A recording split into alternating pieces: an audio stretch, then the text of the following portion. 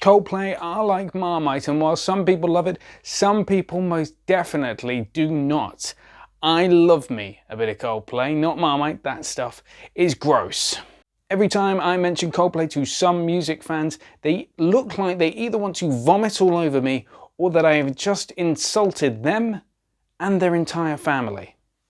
Of course, being a Coldplay fan, I don't understand the hate that they get, except for Ghost Stories. That album was pretty pants. But for all you unapologetic Coldplay fans, today's list is for you. These are 10 essential Coldplay tracks.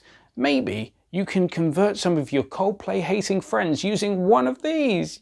Yay! We're going to start with Yellow, and this track has been described to me by a Coldplay hater as, quote, whiny excrement. But I seemingly like that whiny excrement that is so common in Coldplay's early work. From their first album Parachute, it mixes some poetic vocals with some very nice guitar, not too dissimilar of other bands of the early 2000s such as Travis and Keane. Plus it's all pinned together with this lovely backing track of string sectioned instruments. It's beautiful. Next on our list, also taken from Parachute, it's Shiva. Very similar to Yellow in that it merges poetic lyrics with some pretty nice guitar, but the riffs in this track are... So if it's similar to Yellow, why is it on the list? I have one reason for you. Guitar Hero World Tour. I did not know a Coldplay fan that didn't pretend to be Chris Martin and try to sing, if I'm being honest, very badly, along with the words. Next on our list we have got Clocks, which is taken from Coldplay's second album, A Rush of Blood to the Head. Undoubtedly, this is not only one of Coldplay's best records, but one of the best songs by a British band ever. Whether it's the hypnotic guitars or the slight minimalist approach to the composition of the track, it is a song that you can just sit back and unwind to. Fun fact for all you Coldplay haters out there, this track won Record of the Year at the 2004 Grammys. And who are you to say the Grammys are wrong? Next on our list, it's A Sky Full of Stars, which is taken from Ghost Stories. And yes, I did say at the beginning of the video that that was a pretty terrible album. Yes, it was. And it's not redeemable because Coldplay. It's redeemable because of Avicii, who is the producer extraordinaire on the track and brings a dancehall vibe that Coldplay fans like myself never expected to hear from the band. Lyrically speaking, this is probably one of the most Coldplay tracks Coldplay have ever made, but it is from Ghost Stories, which is still, as I said, a bleh album. Next on our list is Paradise, which is taken from Coldplay's fifth studio album, Milo Xyloto, and begins a departure from alternative rock, bringing more pop and chart elements into Coldplay's music. The track itself is classic Coldplay melody, but mixed with some new elements such as synthesizers and some big beats as well, not too dissimilar of the chart music at the time. This song was originally written for the 2010 X Factor winner. I know, I don't remember them either.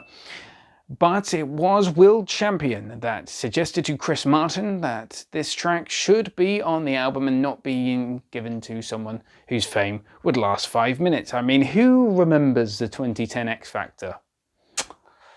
Me neither. Next on our list is the lead single from 2015's A Head Full of Dreams. It is The Adventure of a Lifetime, which peaked at number 7 in the UK singles charts, but could easily have broken the top 5. Whilst much attention for this track will be placed on its quite frankly bizarre music video with apes throwing around Beats products in a jungle for some reason, although some people seemingly called it excellent. Why is an infomercial for Beats products excellent? And by the way, side note, and a question for you, why was every music video in the 2010s, why did it always have to feature some kind of Beats product? Was it some sort of marketing deal?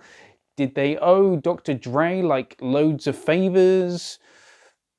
Somebody please tell me in the comment section, because I've got no idea. Adventure of a Lifetime was ranked the 41st best track of 2015 by Rolling Stone magazine, but there were only 50 entries, so take what you will from it. Next up, it's God Put a Smile Upon My Face, which is also on A Rush of Blood to the Head. and came about because Chris Martin wanted a track that had a bit more bounce to it for live performances. Initially, the band weren't a fan of the initial recordings of the track. That was until bassist Guy Berryman played around with his bass, and then Chris Martin worked out the groove of the track, and then we had the version we know now. The track was well received upon release, and heck, even NME liked it. That has to say something, right?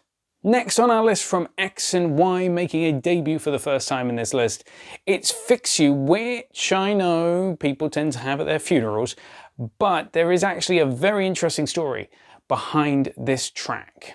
Coldplay going for a more elbow-sounding vibe with this one. The story that I was told was that this was a song about Gwyneth Paltrow's late father. It's not, but he does have a huge role to play in the composition of the track.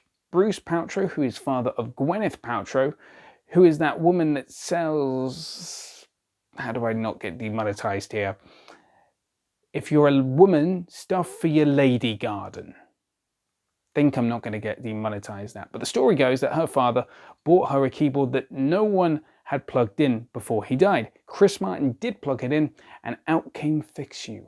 It is a powerful ballad of hope and encouragement in the face of all evidence to the contrary. So yes, it might be used as a funeral song, but the song itself is not particularly sad.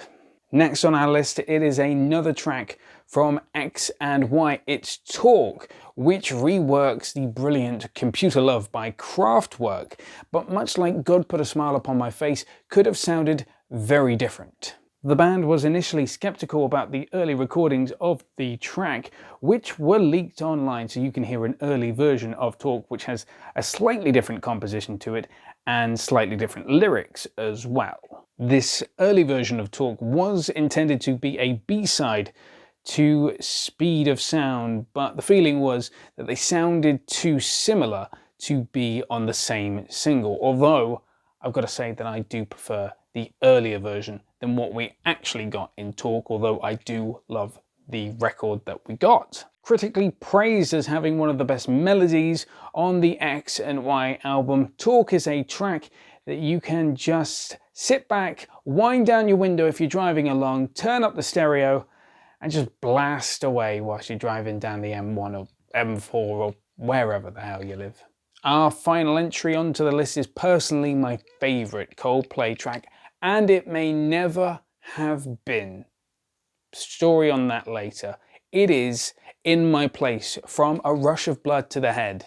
Originally intended for the Parachutes album, but was left on the cutting room floor, A Rush of Blood to the Head had already been completed without the band even contemplating this track. It was Johnny Buckland that started playing it on his guitar, and then the light bulb moment hit Chris Martin, who said that they should record the song. Critically well received, with one critic even going as far to say it was a fantastic pop record that justified Coldplay's place as one of Britain's most exciting bands at the time.